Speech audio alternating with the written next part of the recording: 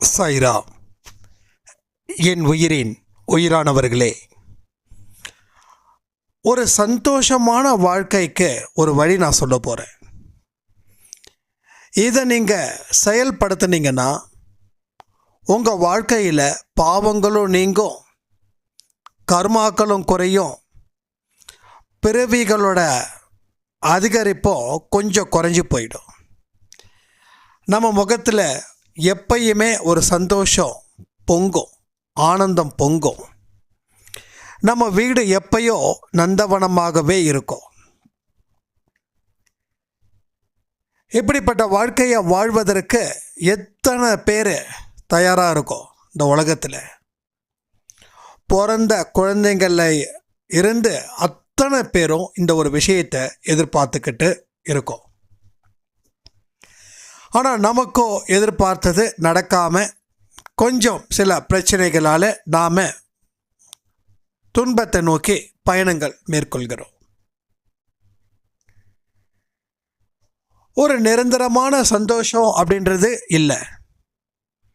ஒரு நாள் சந்தோஷம் இருந்தால் 10 நாள் நம்ம கஷ்டப்படுறோம். அந்த ஒரு நாள் சிரித்த சிரிப்புக்காக பல நாட்கள் கவலைப்படுறோம். அந்த அளவுக்கு ஒரு மோசமான வாழ்க்கையை நாம் வாழ்ந்துக்கிட்டு இருக்கோம். இப்படி மோசமான வாழ்க்கையை வாழ்வதால் நமக்கு இருக்கக்கூடிய பிரச்சனைகள் என்னென்னா, மனசில் ஒரு விதமான குழப்பம், பயம், பதட்டம். இந்த மூணும் எந்த ஒரு வெற்றியான விஷயத்தையும் செய்ய முடியாத அளவுக்கு நமக்கு தடை போட்டுக்கிட்டே இருக்கு. இந்த தடையை அகற்றி நாம் வெற்றி நட போடணுன்ற ஆர்வம் இங்கே இருக்கிற எல்லாருக்குமே இருக்கு. ஆனால் இந்த ஆர்வத்தை குறைப்பதற்கு உண்டான சில வழிகள் என்ன, அதை எப்படி ஹேண்டில் பண்ணுறது, சாயப்பாவோட ஆசீர்வாதத்தை நாம் எப்படி பயன்படுத்திக்க முடியும், பயன்படுத்தி எப்படி வெற்றிவாக சூட முடியும். வீட்டில் தீர்க்க முடியாத பிரச்சனைகள் இருக்குதா? கவலைப்படாதீங்க. நீங்கள் நினச்சது நிறைவேறவே இல்லைன்னு சொல்லி ஒரு விதமான பயம் இருக்கா? அதுக்கும் கவலைப்படாதீங்க.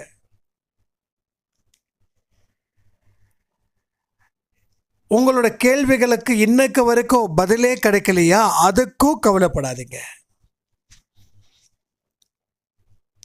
இந்த ஆடியோவோட நோக்கம், நீங்கள் சாயப்பாவை முழுமையாக நம்பணும். இதுதான் மூலக்கரு. இது இல்லைன்னா நான் பேசுகிற ஒவ்வொரு நிமிஷமும் வேஸ்ட்டு தான். நம்பிக்கை இருக்கிறவங்களுக்கு வாழ்க்கை பலனுள்ளதாக அமையும்.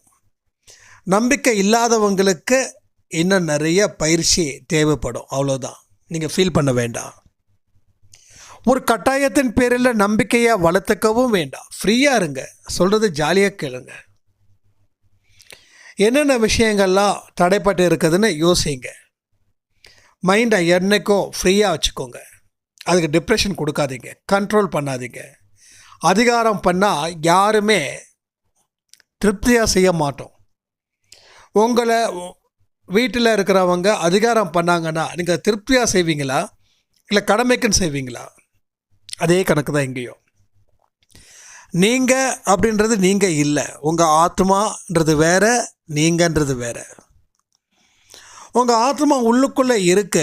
அதை நீங்கள் எப்படி தட்டி எழுப்பணும் அப்படின்றது தான் நம்ம அன்பே சாயில் கொடுக்குற, இது வரைக்கும் கொடுத்த ஆடியோவில் மொத்த கருவே அங்கே தான். அதை சில பேர் மனசாட்சி அது இதுன்னு சொல்லுவாங்க.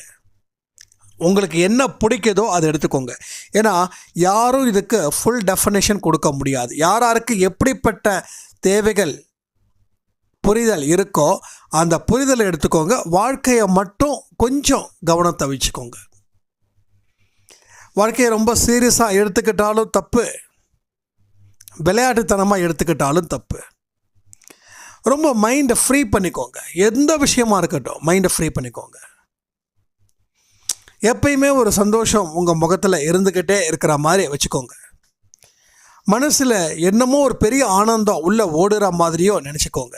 எப்பெல்லாம் ஃபீல் பண்ணுறீங்களோ அப்போல்லாம் உங்களுக்கு பிடிச்சமான விஷயத்த செய்யுங்க. அவ்வளோதான். சரி, வாழ்க்கையில் எப்படி சந்தோஷமாக நாம் இருக்க முடியும் அப்படின்னா, முதல்ல உங்களுக்கு இதுதான் பிடிக்கும், இது பிடிக்காது அப்படின்ற ஒரு விஷயத்தை அறவே விடணும். அது முடியுமா?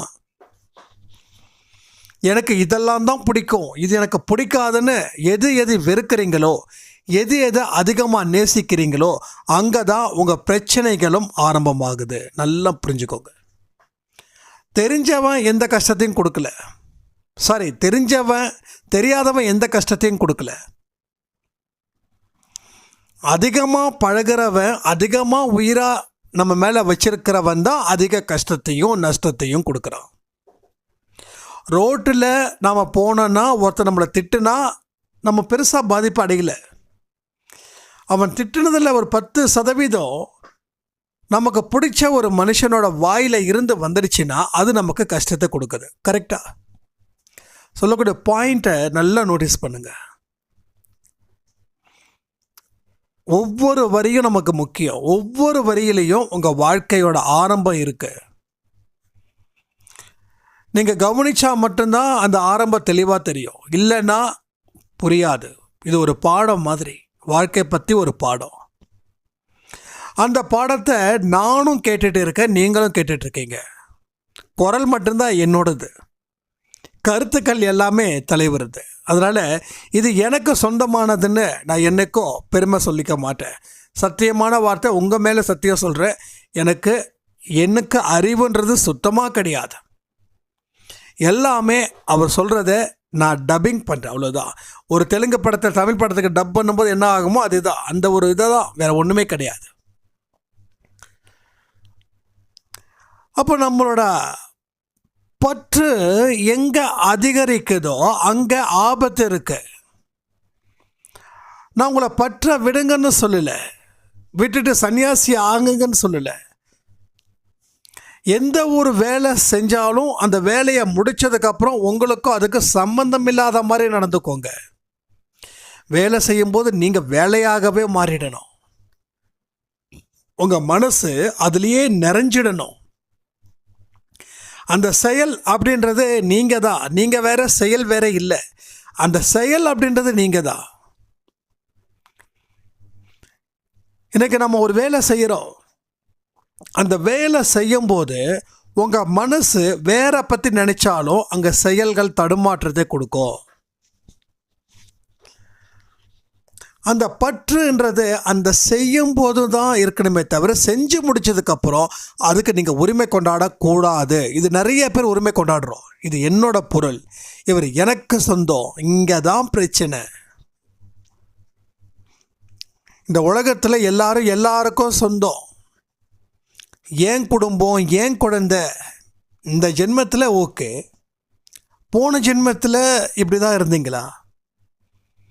நாம் இவருக்கு தான் குழந்தையாக இருந்திருக்கோமா, இவருக்கு தான் அண்ணனாக இருந்திருக்கோமா, தம்பியாக இருந்திருக்கோமா? யாருக்கு தெரியும்? தெரியாத ஒரு விஷயத்தை நாம் தெரிஞ்ச மாதிரி பண்ணால் பிரச்சனை. இந்த ஜென்மத்தில் எனக்கு இப்படிப்பட்ட மக்கள், இந்த ஊர், இந்த தொழில், இந்த கடவுள், எனக்கு இந்தந்த மாதிரியான விஷயங்கள் மூலமாக நான் செயல்படணும். அந்த ஒரு உணர்வுகள் மட்டும்தான் இங்கே இருக்கணும். நாம் பர்டிகுலராக இவங்களுக்காக மட்டும்தான் நான் வாழுவேன்னு யாராவது சொன்னீங்கன்னா அங்கே ஆபத்து நெருங்கடிச்சுன்னு அர்த்தம். நீங்கள் யாருக்காக வாழணும்? மக்களுக்காக வாழணும். உங்களை நம்பி எந்தெந்த மக்கள் உங்ககிட்ட உதவிகள் கேட்குறாங்களோ அவர்களுக்கான மனிதர்கள் தான் நீங்கள். உங்களை சுற்றியும் ஒரு வெளிச்சத்தை நீங்கள் ஏற்படுத்தணும். அது 4 பேருக்கு மட்டும் வெளிச்சத்தை ஏற்படுத்துறதும் மற்றவங்களுக்கு அந்த வெளிச்சத்தை கொடுக்காம இருக்கிறதும் தப்பு. நமக்கு என்னென்னலாம் நல்ல விஷயங்கள் தெரியுதோ, யார் என்னென்ன உதவிகள் கேட்டு வராங்களோ அத்தனை விஷயத்தையும் அவங்கக்கிட்ட சொல்கிறது தப்பு கிடையாது. சில பேர் சொல்லுவாங்க இதெல்லாம் வெளியில் சொல்லக்கூடாது, இந்த செவ்வாய்க்கிழமை வெள்ளிக்கிழமை பணம் கொடுத்தா ஆகாதுன்னு. இது யார் கண்டுபிடிச்சாங்கன்னு தெரியல. செவ்வாய்க்கிழமையும் வெள்ளிக்கிழமையும் நான் கேஷ் கொடுக்க மாட்டேன். இது எல்லாமே கடவுளுக்கு பிடிக்காத ஒரு குணம், புரிஞ்சுக்கோங்க. இதை நீங்கள் பாராட்டி இதை ஒரு ரகசியம் மாதிரி காத்துக்காதீங்க. நம்ம அப்படியா அம்பானிக்கு சவால் விடுற மாதிரி கையில் பணம் இருக்குது, நம்ம செவ்வாய்க்கிழமை வெள்ளிக்கிழமை கொடுக்காம இருந்ததால்? இல்லை கொடுத்தவங்கெல்லாம் நடு வீதிக்கு வந்துட்டாங்களா? யார் உங்கள் வீட்டுக்கு முன்னாடி உதவின்னு வந்து சொல்லி கேட்குறாங்களோ அந்த நேரத்தில் நல்ல நேரம் கெட்ட நேரம் அது இது எதையும் பார்க்காம கொடுக்கணும். அப்போது நீங்கள் எதுக்காக படைச்சாங்க கடவுள்னா, உங்களை சுற்றி இருக்கிறவங்கள நல்லபடியாக பார்த்துக்கணுன்ற பொறுப்பு உங்ககிட்ட இருக்க. அந்த பொறுப்பை தட்டி கழிச்சா எப்படி நாம் சந்தோஷமாக வாழ முடியும்? இன்றைக்கி உங்ககிட்ட ஒருத்தவங்க வந்து கேட்குறாங்க, செவ்வாய்க்கிழமை அதுவுமா வெள்ளிக்கிழமையோ செவ்வாய்க்கிழமையோ எனக்கு சரியாக தெரியல, ஐ திங்க் 2 நாள் தான் நினைக்கிறேன். 6 மணிக்கு விளக்க வைக்கிறீங்க, சாமி கும்பிட்றீங்க. எதிர் வீட்டில் இருக்கிற அந்த அம்மா வேகமாக ஓடி வந்து, அம்மா ஒரு 1000 ரூபாய் கொடுங்கம்மா, ரொம்ப அவசரம்மா. உங்ககிட்டயோ 5000 இருக்குது, 1000 ரூபாய் கொடுங்கம்மான்னு கேட்குறாங்க. நீங்கள் செவ்வாய்க்கிழமைன்றதை வச்சு இல்லைன்னு சொல்லிட்டீங்கன்னா, அவங்களுக்கு கிடைக்கிறது கிடைக்காம போயிடுச்சுன்னா அவங்க பாவத்தை அவங்க தலையில் சுமத்திட்டாங்க. பாவம் சுமைய தாங்க தாங்க என்ன ஆகும்? வேதனை. பாவன்றது வேதனை தான், பாவன்றது சந்தோஷம் இல்லை. நாளைக்கு இதே மாதிரி ஒரு இக்கட்டான நிலை உங்களுக்கு வரும். அப்போ எந்த நாளும் உங்களுக்கு கொடுக்க மாட்டாங்க. நீங்களாவது செவ்வாய்க்கிழமை 6 மணிக்கு மேலே கொடுக்கல, மற்றவங்க எந்த நாளும் 6 மணிக்கு மேலே மட்டும் இல்லை, எந்த நேரமும் கொடுக்க மாட்டாங்க. மற்றவங்களோட வழியை நாம் புரிஞ்சுக்கணுன்றது தான் கடவுள் நமக்கு வழியை கொடுக்குறாரு, வேற எதுக்கும் இல்லை. வழியை கொடுப்பதற்கு காரணம் உங்களை கஷ்டப்படுத்தணும் நோகடிக்கணும்னு இல்லை. இந்த மாதிரியான வழி எப்படிப்பட்டதுன்றதை நீ தெரிஞ்சுக்கிட்டா நாளைக்கு உன்னோட கர்மாக்கள் நீங்கினதுக்கப்புறம் நீ பெரிய வாழ்க்கை வாழ்வ. வாழும்போது உன்னை தேடி நிறைய மனிதர்கள் வருவாங்க. அவங்க வழியை உணர்ந்து அவங்களுக்கு உதவிகள் செய்யதா இந்த வழி. இன்னமும் அந்த வழியை மற்றவங்க வழியை நீ புரிஞ்சிக்கலைன்னா மறுபடியும் தண்டனைகள் அதிகரிக்கும். புரியுதா உங்களுக்கு? தண்டனை எங்கே அதிகரிக்குதுன்னா, உன் வழியை புரியல, அப்போ புரிகிற வரைக்கும் தண்டனை. நம்ம லைஃப்பையும் ஸ்கூலையும் நான் அடிக்கடி கம்பேர் பண்ணுவேன். இம்போசிஷன் எதுக்கு நம்மளை எழுத சொன்னாங்க? ஸ்கூல் படிக்கும்போது கிளாஸில் இருக்கிற அத்தனை பேரையும் எழுத சொல்கிறாங்களா? ஒரு 30 பேர் இருக்கிறாங்கன்னா ஒரு 5 பேர் இம்போசிஷன் எழுத சொல்லுவாங்க. ஏன்னா நீங்கள் சரியாக அந்த கேள்விக்கு உண்டான பதிலை எழுதலை, தப்பாக எழுதியிருக்கீங்க. இதே தப்பை நீங்கள் எக்ஸாமில் பண்ணிங்கன்னா முட்டை மார்க் தான் வரும். இது இம்பார்ட்டன்ட் கொஸ்டின். இதுக்கு சரியான பதில்கள் இருக்கணும், தெளிவாக இருக்கணும், அளவோடு இருக்கணும். அங்கே கதை எழுதக்கூடாது. என்ன மாதிரி கதை எழுதுனா அவங்களும் நல்ல சோக கதையை எழுதி உங்களுக்கு மார்க்கை கொடுத்துருவாங்க. அந்த மார்க்குக்கு மதிப்பே இல்லாமல் போயிடும். அப்போ அந்த இம்போசிஷன் எதுக்குன்னா 10 தடவை எழுத சொல்கிறாங்கன்னா அது மனசில் பதியணுன்றதுக்காக. அதே மாதிரி இம்போசிஷன் தான் இங்கே வழிகள் தொடர்ந்து வருது. உங்களுக்கு வழிகள் தொடர்ந்து வருதுன்னா அதுக்கு ஒரே விஷயம், மற்றவங்க வழியை நீங்கள் இன்னமும் புரிஞ்சிக்கலன்றதுக்காக தான் வழிகள் தொடர்ந்து வருது. கர்மாக்கள் அதுவும் பாயிண்ட் இருக்குது. ஆனால் எல்லாமே கர்மாக்கள் சொல்லிட்டோம் அப்படின்னா நம்ம எதுக்கு பிறக்கணும்? அது சில பேர் சொல்கிறாங்க விதியை மதியால் வெல்லலாம். எனக்கு அது தெரியல. ஆனால் கர்மாக்களை எழுதப்படுறதே நாம தான். நான் இன்னைக்கு எப்படி இருக்கேனோ அப்படி தான் நாளைக்கு இருக்க முடியும். இன்றைக்கி நான் ஏழையாக இருந்தால் நாளைக்கு ஏழை தான், நாளானுக்கு ஏழை தான். ஆனால் அது ஏழையாக மாறுறதுக்கு, பணக்காரனாக மாறுறதுக்கு உண்டான வழிகளை, முயற்சிகளை நான் செய்ய ஆரம்பிச்சிட்டேன் அப்படின்னா, இன்றைக்கி என்கிட்ட காசு இல்லை, நாளைக்கு 10 ரூபா இருக்கும், நாளானுக்கே 20 ரூபா இருக்கும், நாளானுக்கே 30 ரூபா இருக்கும். அப்போ ஒவ்வொரு நாளும் என் கையில் பணங்கள் கொஞ்சம் கொஞ்சமாக சேர்ந்துக்கிட்டே இருக்கும். ஏன்னா நான் முயற்சி பண்ணுறேன், உழைக்கிறேன். உழைக்கிறதுக்கு உண்டான ஊதியத்தை வாங்கிக்கிறேன். அந்த ஊதியத்தை தேவையான அளவுக்கு சேர்த்து வைக்கிறேன். அதனால் நான் பணக்காரன் ஆகிறேன். இப்போ விதிப்படி தான் வாழணும் அப்படின்னா ஏழை ஏழையாகவே இருப்பான், பணக்காரனாக இருப்பான். ஏன்னா அவன் விதி மேலே பழியை போட்டு சுமத்திடுவான். பணக்காரனாக இருப்பான். எப்போ வரைக்கும்னா அவன் தலைமுறை வரைக்கும். அவனோட குழந்தைங்க, அவனோட பேர குழந்தைங்க இருக்காங்க பாருங்க, அவங்க அதிகமாக எதையும் சொத்து சேர்த்து வைக்க மாட்டாங்க. அப்பா சம்பாதிச்சதை அனுபவிச்சுட்டு இருப்பாங்க.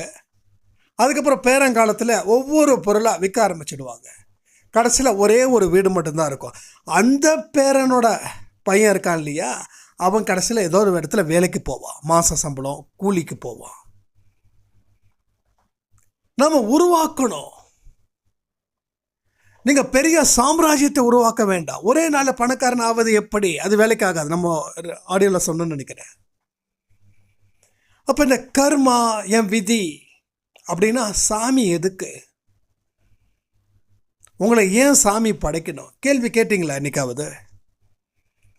இதுதான் என் விதி, நான் அழுதுகிட்டே இருக்கணும் தான் என் விதி அப்படின்னா நீங்கள் உங்களை ஏமாற்றிக்கிட்டு இருக்கீங்க. உங்களை நீங்கள் முட்டாளாக உருவாக்கிட்டு இருக்கீங்க. கடவுள் கொடுத்த அறிவை பயன்படுத்தலை. அப்போ அறிவை பயன்படுத்தலைன்னா என்ன ஆகும்? வாழ்க்கை தப்பாக தானே போகும்.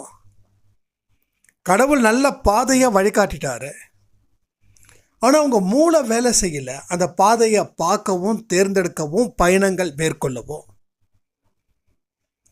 நீங்கள் வேறு பாதையாக போகிறீங்க. அந்த பாதை ஆபத்தாக முடியுது. உங்கள் காலும் உங்கள் எண்ணமும் உங்கள் புத்தியும் உங்கள் கண்களும் எங்கே இருக்கோ அங்கே தான். அப்போ எல்லாத்தையும் நம்ம ஷார்ப் பண்ணணும். இது என்ன பாதை? இது எப்படிப்பட்ட பாதை? கடவுள் ஏன் நம்மளை படைக்கணும்? கடவுளுக்கும் நமக்கும் இருக்கக்கூடிய தொடர்பு என்ன? எல்லா மனுஷனும் செயல் புரியணுமா? பிறந்த குழந்தையில இருந்து செயல் புரிய ஆரம்பிக்கிறாங்க. எப்போ வரைக்கும்? வாழ்க்கையோட இறுதி நாட்கள் வரைக்கும். மூச்சு காற்று உள்ளே போயிடுச்சுனாவே, உள்ளே போய் வெளில வந்தாவே உயிர் இருக்கு. உள்ளே போனது வெளியில் வரலனாலும், இல்லை வெளியில் போனது உள்ளே வரலன்னா உயிர் இல்லை. அப்போ உயிர் இருக்கு. நீ செயல் புரியணும். உன் கடமையை நீ எப்படி செய்கிற, எப்படி திறமையாக நீ கொண்டு போகிற, அதை எப்படி கடவுளோட நீ கலக்கிற. உன்னுடைய கர்மா, உன்னுடைய செயல்படக்கூடிய வேகம், உன்னோட ஆத்மா, உன் புத்தி, உன் மனசு, இதை எல்லாம் எப்படி கடவுள்கிட்ட நீ லிங்க் பண்ற? உன்னோட ஆசைகளை எப்படி லிங்க் பண்ற? இது எல்லாத்தையும் நம்ம ஒவ்வொரு இடத்துலையும் அந்த கடவுளை பார்க்கணும். கிருஷ்ண பரமாத்மா சொன்னது பார்த்தீங்கல்ல, தூணிலும் இருப்ப துரும்பிலும் அதுதான். எல்லா இடத்துலையும் அவர்.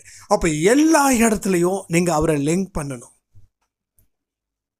லிங்க் பண்ணி பார்க்கணும், இது கடவுளுக்கு ஏற்றதா? ஒரு மனுஷனை கஷ்டப்படுத்துறது கடவுளுக்கு ஏற்றதா? ஒரு மனுஷனை கீழ்த்தரமாக நம்ம பேசுறது கடவுளுக்கு ஏற்றதா? ஏற்றது இல்லைன்னா நீங்கள் அங்கேயே ஸ்டாப் பண்ணிக்கணும். அதை விட்டுட்டீங்கன்னா ஆபத்து உங்களுக்கு தான். அதை விட்டுட்டா பேராபத்து. ஆபத்து மட்டும் இல்லை, பேராபத்து. உங்களுக்கு பிடிக்காத எத்தனையோ மனிதர்கள் இருக்கலாம். அவங்க செய்யக்கூடிய செயல்கள் எல்லாம் உங்களுக்கு கேவலமாக நினைக்கலாம். அவங்க புனிதமான செயல்கள் செஞ்சாலும் அதை நீங்கள் கேவலமாக நினைக்கலாம். அப்போது கேவலமாக நினைக்க கடவுளுக்கு பிடிக்காத ஒரு விஷயத்தை நீங்கள் செய்கிறீங்கன்னு தானே அர்த்தம். அப்போ அவர் என்ன செய்வார்? என்ன செய்வாருன்னா, ஒரே விஷயம், உங்களுக்கு எந்த ஒரு இடத்துலையோ எந்த ஒரு வாய்ப்பையும் எதிர்காலத்தில் வழங்க மாட்டாங்க. அப்போ அந்த வாய்ப்பு நமக்கு ஏன் பறிப்போகுதுன்னா, நீ கடவுளை லிங்க் பண்ணலை. நீ செய்யக்கூடிய வேலைகளை கடவுளை லிங்க் பண்ணாமல் நீ அதிகாரத்தோடு செய்கிற, அதிகார திமிரோட நீ ஆடுற. உனக்கு பிடிக்கல அப்படின்றதுக்காக ஒருத்தவனை நீ இவ்வளோ தூரம் ஏளனமும் கேலியும் கிண்டலும் பேசுகிற. இது தப்புன்னு சொல்லி பனிஷ்மெண்ட் அங்கே கிடைக்கும். பாவங்கள் சேர வேதனை. திரும்ப திரும்ப இந்த பாயிண்ட்டை வச்சுக்கோங்க. பாவங்கள் எந்த அளவுக்கு நம்ம விடுறோமோ அப்போ தான் நம்ம மைண்டு ரிலாக்ஸாக இருக்கும். கடன் வாங்கிட்டு இருக்கிற மாதிரி பாவங்களை சேர்க்கறது. கடன்காரனுக்கு தெளிவான முறையில் வட்டி கட்டினா கூட அவரை பார்க்கும்போது நமக்கு ஒரு விதமான பயம் வரும். அவர் 1,00,000 ரூபாய் கொடுத்துருப்பாரு, மாதம் 10,000 ரூபா வட்டி. இப்போ 6 மாதம் ஆயிடுச்சு, 7 மாதம் ஆயிடுச்சு. திடீர்னு அடுத்த மாதம் கொடுங்கன்னு கேட்டுருவாரோன்ற பயம் இல்லாமலாம் இருக்கும். இல்லை நீங்கள் ஏன் கேட்குறீங்கன்னு சொல்லி அவர்கிட்ட வந்து சண்டை போட முடியுமா? அவர் காசை எப்போ வேணாலும் கேட்பார். அவருக்கு தேவைன்னா வாங்காமல் விட மாட்டார். ஏன்னா அவர் உங்ககிட்ட காசு கொடுத்துருக்காரு. நான் வட்டி கொடுக்குறேனே, அந்த கதையெல்லாம் பேசக்கூடாது. எல்லாமே டேர்ம்ஸ் அண்ட் கண்டிஷன்ஸ்க்கு அப்ளை பண்ணி நீங்கள் டாக்குமெண்ட்டை கையெழுத்து போட்டு காசை வாங்கியிருக்கீங்க. அப்போது நம்ம என்ன தான் அந்த வட்டியை கரெக்டான நேரத்தில் கொடுத்தாலும் நமக்கு ஒரு பயம் இருக்கும், எப்போ கேட்டுருவாங்கன்னு. அதே மாதிரி தான் கடன் வாங்குவதற்கு சமம் இந்த பாவங்கள் செய்வதற்கு. அதை விட பயங்கரமான விளைவுகள் விபரீதமாக இருக்கும். அப்போ பாவங்கள் பாவங்கள் பாவங்கள், இந்த பாவம் செய்கிறதால தான் நீங்களும் நானும் பிறந்துக்கிட்டே இருக்கோம். ஆனால் இந்த பாவத்தை கண்ட்ரோல் பண்ணக்கூடிய வழியை நம்ம அன்பே சாயில் பல பேர் சிறப்பாக கடைப்பிடிக்கிறீங்க. அதுக்காக ரொம்ப நன்றியை உங்களுக்கு சொல்லலை, சாயப்பாவுக்கு சொல்கிறேன். தன்னுடைய குழந்தைய 24 மணி நேரமும் கண்காணிச்சுக்கிட்டே இருக்கிறது தான் சாயப்பாவுடைய வேலையே. அவருக்கு நம்ம ஓய்வு கொடுக்கணும் அப்படின்னு ஆசைப்பட்டீங்கன்னா நீங்கள் பாவத்தை குறைக்கணும். ஒரு வீட்டில் 2 குழந்தைங்க, ஒரு பையன் நல்ல தங்கமான பையன், அப்பா அம்மாவுக்கு அவனை பற்றி கவலையே இல்லை. அவனோட நடவடிக்கை, அவன் ஊரில் அவனுக்கு வச்சிருக்கக்கூடிய பேர், மதிப்பு, புகழ் ஒவ்வொரு நாளும் பெற்றவங்களுக்கு இனிக்கிற மாதிரியான செய்திகளே வந்துக்கிட்டே இருக்குது. அந்த ஊர் மக்கள் சொல்லிக்கிட்டே இருக்காங்க. 2வது பையனும் பக்கா திருட. எல்லா மனுஷனையும் அவன் வந்து தப்பாகவே இருப்பான், அடிப்பான், உதைப்பான், திருடுவான், இடைஞ்சல் பண்ணுவான். ஊர் மக்கள் என்ன பண்ணுவாங்க, ஃபஸ்ட்டு அந்த கெட்டவனை சொல்லிக்கிட்டு அப்புறம் நல்லவனை சொல்லுவாங்க. ஏன்னா பாதிக்கப்பட்டு இருக்கிறான், அந்த ஊரில் இருக்கிற மக்கள் பாதிக்கப்பட்டு இருக்காங்க. எதனால்? அந்த கெட்டவனால். அப்போ அப்பாவுக்கும் அம்மாவுக்கும் என்ன ஆகுது, ஒரு பையன் தங்கமானவன் சந்தோஷம், இன்னொரு பையன் மோசமாக இருக்கா. இப்போ அவங்களுக்கு தூக்கம் இல்லை, சாப்பிட்ட சாப்பாடு ஜீரணமாகலை, அந்த பையனை அடிக்கிறாங்க, அன்பாக பேசுகிறாங்க, கெஞ்சும் பார்க்குறாங்க. ஒன்று கூட பிறந்தவன் எப்படி இருக்கான், நீ ஏன்டா அப்படி இருக்கன்னு சொல்லி தலையாக அடிச்சுக்கிறாங்க. அப்போது தான் 2வது பையனை தான் அதிகமாக கவனத்தோடு பார்ப்பாங்க. இவன் எங்கே போய் பிரச்சனையை விலை கொடுத்து வாங்குவானோ, காலையில் எழுந்திரிச்சா யார் யார் என்னென்ன குறைகள் சொல்கிறாங்களோ, நம்ம வீட்டுக்கு முன்னாடி கூட்டம் வந்து நிற்கும் இவன் பண்ணக்கூடிய ஒரு மோசமான செயலுக்கு. இப்படி அப்போ பாவங்கள் செய்யும்போது சாயப்பாவோட உறக்கம் கூட நம்மால் தொல்லை கொடுக்குது. நீங்கள் கடவுளாக பார்த்தீங்கன்னா நீங்கள் என்னவோ பண்ணுங்கள், நான் அதை வந்து உங்களோட தனிப்பட்ட முறையில் நான் வந்து செயல்பட முடியாது. ஆனால் உங்கள் அப்பாவாக இருந்து யோசித்து பாருங்கள். சாயப்பாவை நம்மளோட அப்பாவாக இருந்து யோசித்து பார்க்கும்போது நாம் இப்படி நினைக்கும் போது, என்னோட சாயப்பாவுக்கு நிம்மதியை நான் தேடித்தரணும் அப்படின்ற நினப்பு வந்துடுச்சுன்னா பாவங்கள் குறைஞ்சது, பயணங்கள் முடிஞ்சிடுச்சு.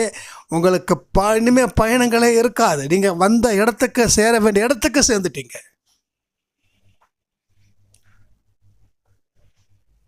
ஒரு long trip, Mumbai to Kanyakumari ட்ரெயினில் போகிறீங்க. மும்பையில் ஏறுறீங்க, கன்னியாகுமரியில் ரீச் ஆகுறீங்க.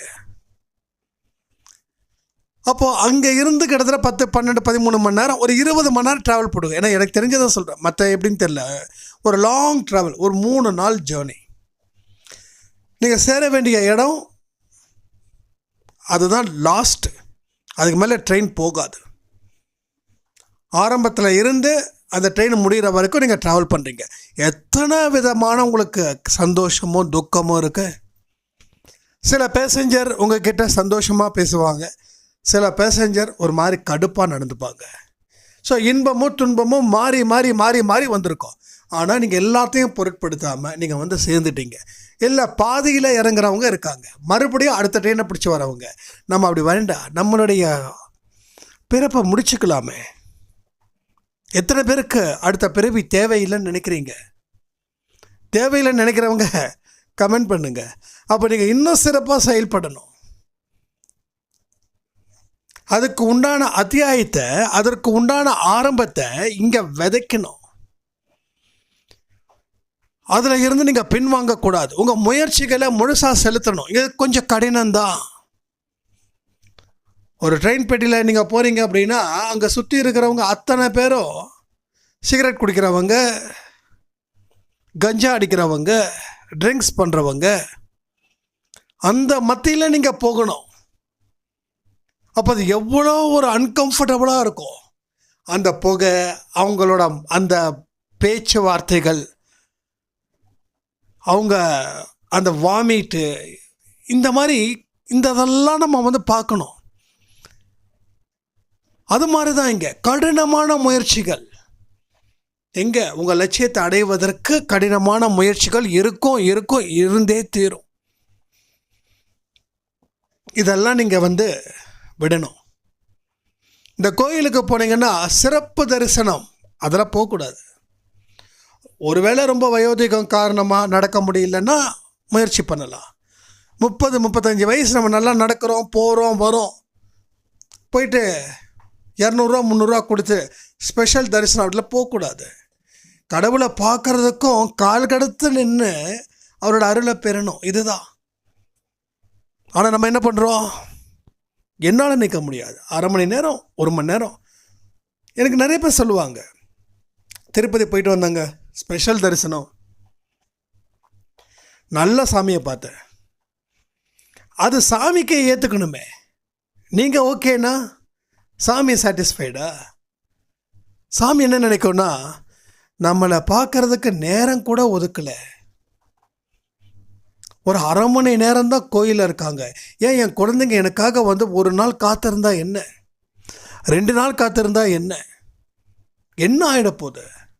நீங்கள் பாருங்கள், அடுத்த தடவை இந்த ஷீரடிக்கோ திருப்பதிக்கோ இல்லை வேறு எந்த ஒரு புனித ஸ்தலத்துக்கு நீங்கள் போகிறீங்களோ ஸ்பெஷல் க்யூவில் போகாதீங்க, நில்லுங்க. அதிசயம் நடக்கும்.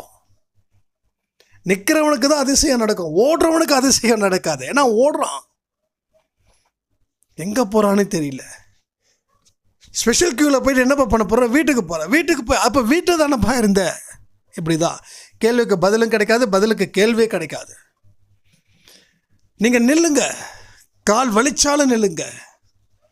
அவரோட அருளை பெற பொறுமை காக்கணும். ஐயப்ப மலைக்கு சில பேர்லாம் பார்த்தீங்கன்னா 2 நாள் 3 நாள் மாலை போட்டு போகிறாங்க. எனக்கு அது விருப்பமே கிடையாது, நான் இதற்கு போனது கிடையாது. 48 நாட்கள், அந்த 48 நாட்களும் விடிய காலைல 4 மணிக்கு எழுந்திரிச்சு அந்த கார்த்திகை மாதத்தில் மாலை போட்டு சாமியே சரணமையப்பா, அந்த ஒரு வார்த்தை இருக்கே, அது கம்பீரமான வார்த்தை. பொறுமையாக, நிதானமாக, நிம்மதியாக ஐயப்பனை பார்த்தோமா, தரிசனம் பண்ணோமா, ஆனந்த கண்ணீரோடு திரும்பி வந்தோமா, மறுபடியும் அடுத்த வருஷம் வர்றதுக்கு எனக்கு பாக்கியத்தை கொடு, உயிரை கொடு, ஆரோக்கியத்தை கொடுன்னு கேட்டமான்னு இருக்கணும். நம்ம ஆட்கள் 3 நாள். ஏன்பா 3 நாள்னா? வேலை இருக்கு. கடவுளை பார்க்கறத விட உனக்கு என்னையா வேலை? பதில் இல்லை. இதெல்லாம் நம்ம யாரும் செய்கிறது இல்லை. அதான் சொல்கிறேனே, எல்லாமே ஃபாஸ்ட் ஃபுட்டு மாதிரி, எல்லாம் உடனே நடக்கணும். நான் சாயப்பாவை கும்பிட்டேன்னா, காலையில் கும்பிட்டேன்னா ஈவினிங் எனக்கு பிரச்சனை தீர்ப்பாரா? அப்படின்னா நான் கும்பிடுறேன். நீ கும்பிடவே வேண்டாம், நீ அங்கேயே உட்காந்துக்கோ. நீ 1000 பாவம் பண்ணுவ, உனக்கு தண்டனை இருக்கும். உனக்கு சாமியை நீ என்கிட்ட ஒரு 20 ரூபாய்க்கு 30 ரூபாய்க்கு கற்பூரத்தை வாங்கி ஏற்றி வீட்டுக்கு போன உடனே உன் பிரச்சனையை தீர்க்கணுமா? அப்படிப்பட்ட அவசியம் கடவுளுக்கு இல்லை. மனுஷனுக்கு வேணால் இருக்கலாம், ஆனால் கடவுளுக்கு இல்லை. கடவுள் அந்த மாதிரி விஷயத்துக்கெல்லாம் இறங்க மாட்டார்.